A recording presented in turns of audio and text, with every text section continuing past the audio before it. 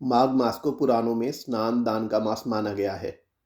इस महीने से प्रकृति भी अनुकूल होने लगती है।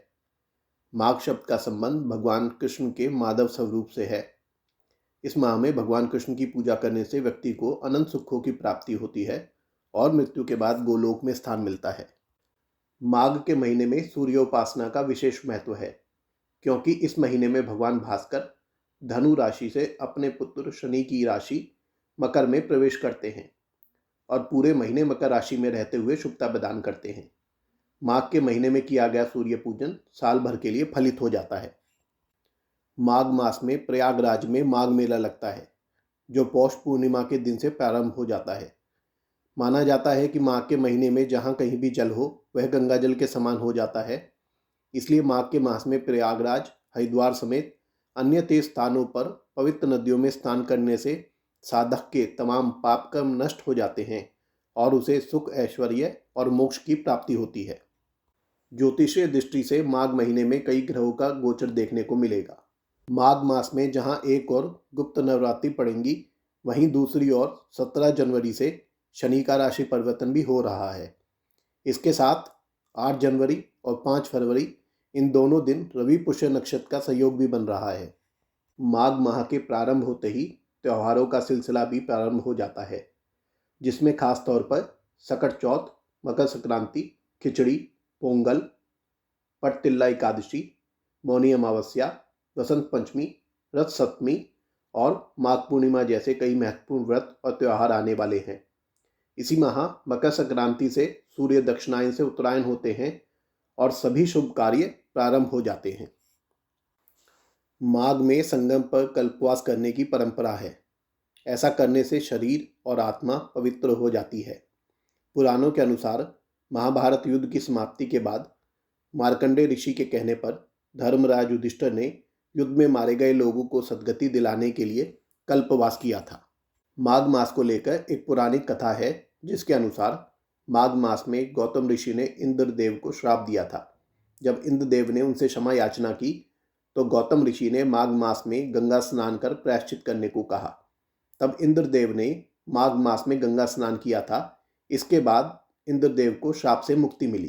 इसलिए माघ पूर्णिमा और अमावस्या के दिन गंगा स्नान का बहुत महत्व है। माघ महीने में पवित्र नदियों में स्नान करने से शरीर में सकारात्मक ऊर्जा का संचार होता है। पौराणिक कथाओं के अनुसार माघ माह के धार्मिक अनुष्ठान के फलस्वरूप प्रतिष्ठानपुरी के नरेश पुरुरवा को उनकी कुरूपता से छुटकारा माघ माह के स्नान के बाद ही मिला था। माघ मास माघ पूर्णिमा के दिन समाप्त होता है, जब सूर्य श्रवण नक्षत्र में प्रवेश करते हैं। इस दिन कल्पवासी उपवास करते हैं और अनुष्ठान करते हैं। इस दौरान भगवान शिव की पूजा की जाती है और स्नान के बाद सूर्य को जल चढ़ाकर दान पुण्य किया जाता है। शास्त्रों में माघ मास के कुछ नियम बताए गए हैं। आइए जानते हैं माघ मास में क्या करें और क्या ना करें। माघ मास में गंगा स्नान का विशेष महत्व है। इस माह में संगम में स्नान करना चाहिए। मान्यता है कि माघ माह में देवता धरती पर आकर मनुष्य रूप धारण कर प्रयाग में स्नान करते हैं। संगम नहीं तो किसी भी पवित्र नदी पर स्नान करना चाहिए। अगर आप घाट पे जाकर स्नान नहीं कर सकते तो घर में ही नहाने के पानी में गंगा जल मिलाकर स्नान कर लें, लेकिन कम से कम माघ अमावस्या यानी मौनी अमावस्या और माघ पूर्णिमा के दिन गंगा स्नान अवश्य करना चाहिए। इस साल मौनी अमावस्या का स्नान 21 जनवरी और माघ पूर्णिमा का स्नान 5 फरवरी को होगा। माघ माह में कल्पवास करने का सबसे बड़ा पुण्य है। कल्पवास अर्थात कुछ काल के लिए या संपूर्ण माघ माह के लिए नदी के तट पर कुटिया बनाकर रहना। साधु संतों के साथ व्रत, तप, उपवास, सत्संग आदि करना ही कल्पवास है। कल्पवास पौष माह के 11वें दिन से माघ माह के 12वें दिन तक चलता है। कुछ लोग माघ पूर्णिमा तक कल्पवास करते हैं। कल्पवास से शरीर के सभी रोग और मन के सभी शोक समाप्त हो जाते हैं। माघ मास में दान करने का बहुत महत्व है। पुराणों में अनेक दानों का उल्लेख मिलता है, जिसमें अन्न दान, विद्या दान, अभय दान और धन दान को ही श्रेष्ठ माना गया है। दान से इंद्रिय भोगों के प्रति आसक्ति छूट जाती है।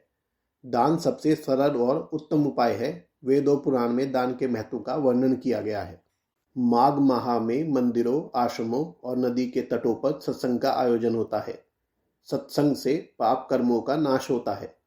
सत्संग से परमात्मा के गुणों के बारे में पता चलता है, जिससे परमात्मा में रुचि बढ़ती है। आस्था और प्रेम भी बढ़ता है। प्रेम बढ़ने से अंत समय में व्यक्ति परमात्मा को ही याद करता है, जिससे परमात्मा की प्राप्ति होती है। श्रीमद् भगवत गीता में भगवान श्री कृष्ण ने अर्जुन को बताया, जो व्यक्ति अंत समय में जिसमें श्रद्धा रखता है उसी को प्राप्त होता है। स्वाध्याय का शाब्दिक अर्थ है स्वयं का अध्ययन करना। आत्मचिंतन का नाम भी स्वाध्याय है। जीवन निर्माण और सुधार संबंधी पुस्तकों का पढ़ना, परमात्मा और मुक्ति को ले जाने वाले ग्रंथों का अध्ययन, श्रवण, मनन, चिंतन आदि करना स्वाध्याय कहलाता है। माघ मास में रोज सुबह भगवान कृष्ण को पीले फूल और पंचामृत अर्पित करें। मधुराष्टकम का पाठ करें। ऐसा करने से भगवान कृष्ण का आशीर्वाद मिलता है और जीवन में सुख समृद्धि बनी रहती है। इसके अलावा माघ मास में रोजाना तुलसी की पूजा करनी चाहिए। सुबह शाम तुलसी के आगे घी का दीपक जलाना चाहिए। अपनी क्षमता के अनुसार रोजाना किसी गरीब व्यक्ति को भोजन कराना चाहिए। माघ मास में विष्णु सहस्त्र नाम का पाठ करना बहुत शुभ रहता है। इसके अलावा घी का दान भी कर सकते हैं। सूर्य से संबंधित दान करना अति शुभ माना गया है। जैसे आप चाहें तो घी, गुड़, कंबल, गीता और गेहूं का दान कर सकते हैं। माघ मास में विष्णु सहस्त्रनाम और गीता का पाठ करने से बृहस्पति की कृपा प्राप्त होती है और वैवाहिक जीवन सुखमय रहता है तथा संतान संबंधी परेशानियां दूर होती हैं। इन दिनों गुरु बृहस्पति स्वराशि में बेहद ही शुभ स्थिति में है। ऐसे में यह उपाय करने से और भी लाभ मिलेगा। माघ मास में गर्म कपड़े और तिल का दान बहुत लाभकारी रहता है। ऐसा करने से शनि का अशुभ प्रभाव दूर होता है। इस समय शनि राशि परिवर्तन करने जा रहे हैं। ऐसे में इन चीज़ों का दान करना अति शुभ फलदायी है। इस महीने में गर्म पानी से स्नान करना धीरे धीरे बंद करके सामान्य जल से स्नान करना शुरू करना चाहिए। साथ ही जल में तिल मिलाकर स्नान करना चाहिए। इतना ही नहीं, सुबह देर तक सोना, स्नान न करना स्वास्थ्य के लिए अच्छा नहीं माना गया। माघ ऋतु परिवर्तन का महीना है। इस महीने में व्यक्ति को गरिष्ठ भोजन का त्याग कर सादा भोजन करना चाहिए। आयुर्वेद में माघ माह में तिल गुड़ का सेवन विशेष लाभकारी बताया गया है। इससे शरीर में गर्मी तथा पुष्टता बनी रहती है। इस महीने में अगर एक समय का भोजन किया जाए तो आरोग्यता तथा एकाग्रता बढ़ती है।